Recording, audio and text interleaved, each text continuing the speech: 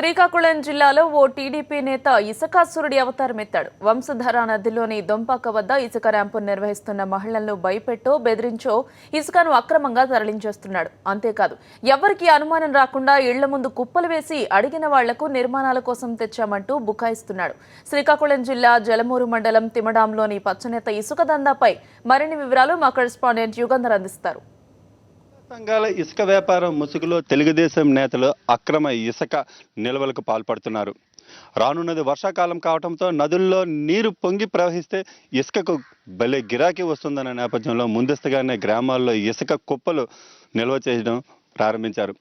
శ్రీకాకుళం జిల్లా జలమూరు మండలం తిమడాంలో ఇప్పుడు అదే జరుగుతోంది. సాక్షి ఈ గ్రామంలో పర్యటిస్తే ప్రతి ఇంటి ముందు పదుల సంఖ్యలో ట్రాక్టర్ల ఇసుక నిల్వలు కుప్పగా ఉంటున్నాయి. అది అక్రమంగా వంశధార నది నుంచి ఇక్కడికి ఇసుకనంతటిని తరలించుకు రావటం, రాత్రి వేళల్లో ఇక్కడి నుంచి లారీలపై తరలించడం అనేది జరుగుతుంది. ఎక్కడికక్కడ ఏర్పాటు చేసిన చెక్ పోస్టులన్నీ కూడా నిద్రావస్థలో ఉండటం వలన ఇటువంటి పరిస్థితి ఏర్పడింది. ఇప్పుడు మన ఈ తిమడంలో ఏం జరుగుతోంది, అధికార యంత్రాంగాన్ని కనుగప్పి ఏ విధంగా ఇసుక నిల్వల్ని దాచుకోగలుగుతున్నారు అన్నది వీళ్ళని అడిగి తెలుసుకుందాం. చెప్పండి, ఇక్కడ ఇసుక ఎలా దాయగలుగుతున్నారు, అధికారులకి వచ్చినా కూడా ఎందుకు పట్టుకోలేకపోతున్నారు?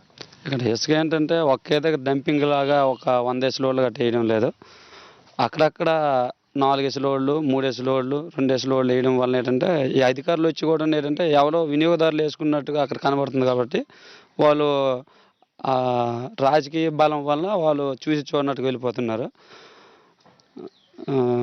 మీరు చెప్పండి, అసలు ఎప్పుడైనా రెవెన్యూ వాళ్ళు కానీ పోలీసులు కానీ దీని మీద దృష్టి పెట్టడం జరిగిందా? పెట్టినట్టయితే వాళ్ళు ఎందుకు పట్టుకోలేకపోతున్నారు? ఎప్పుడు పెట్టలేదు సార్. నేను కూడా ఒక ఎస్సీ గారు 2-3 దఫాలు ఫోన్ చేసి జరిగింది.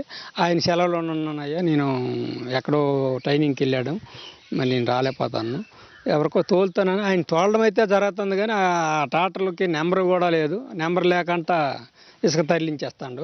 మా సర్పంచ్ బండి వస్తుంది కానీ మా వేరే బండితోనైతే మటుకు ఎక్కడ వేయలేదు.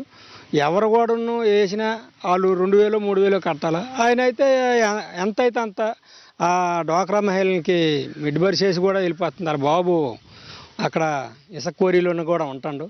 తరువాత విజయనగరంలోనూ కూడాను అలా కాదండి, అసలు అక్కడ క్వారీలో ఉంది కదా మీరు దొంపాక క్వారీలో ఏం జరుగుతుంది, ఎలా లూజ్గా రాగలుగుతుంది? ఎలాగా లూజ్గా జరుగుతుంది. అందరూ రావాలి, మహిళా మండలం అధ్యక్షులు 4 రావాలి. తరువాత వాళ్ళ బాబు అక్కడ మేనేజ్మెంట్ చేస్తాడు. తరువాత అక్కడ మన విజయనగరం డైవేర్ కూడా కొట్టేశాడు. ఒక దఫా పేపర్కి కూడా వచ్చింది. ఎస్సీ గారు కంప్లైంట్ ఇస్తే ఆయన వెంటనే కేసు కట్టకుండా అధికారం అండదండలతోనే ఆ కేసు దర్లించిన. ఇక్కడికి వస్తున్నటువంటి ఇసుక ఏమైనా కాగితాలుగా ఉంటున్నాయా, కడుతున్నారా, కట్టాల్సిన? అవి ఉంటే మంచిదేని, అవి లేకంటే వస్తాయి. ఇక్కడ నుండి కూడా తరలి వెళ్ళిపోతుంది. ఒక రాత్రి అయితే ఇసుక లోడ్ ఇక్కడే లోడ్ చేసి కూడా వెళ్ళింది. తర్వాత అక్కడ కూడా డంపింగ్ చేసి వైజాగ్ నుండి మరి ముందు సీరియల్ ప్రకారం ఇవ్వాలంటే ఆ ఉన్న లారీ వాళ్ళు ఒప్పుకోవడం లేదు. కాబట్టి వీళ్ళకి అడ్డుదారిగా వెళ్ళిపోయి ఇక్కడ పెట్టేసి ఆ టాటర్లో ఒక 6 టాటర్లు అయితే ఒక లోడ్ అవుద్దట. అక్కడ నుండి డైరెక్ట్గా వీళ్ళు వెళ్ళిపోస్తున్నారు. ఒక రోజు కూడా మేము పట్టుకోవడం చూస్తానికి అది ఎంఆర్ఓ గారి కంప్లైంట్. ఆ ఎంఆర్ఓ గారు కూడా లీజులో ఉన్నారు. ఆపరేషన్ ఏదో అయ్యిందంటే మరి మేము వెళ్ళలేకపోయాం. అది తెలిసిపోయిన తర్వాత 2 లోడ్లు వేసిన తర్వాత ఆ ప్రెసిడెంట్ ఇళ్ళకతలే బండి కూడా దాగుంది. ఆ తర్వాత మళ్ళీ రాత్రి కూడా వెళ్ళిపోయింది. రాత్రి వెళ్ళి వేసుకొని వెళ్ళిపోయారు సార్.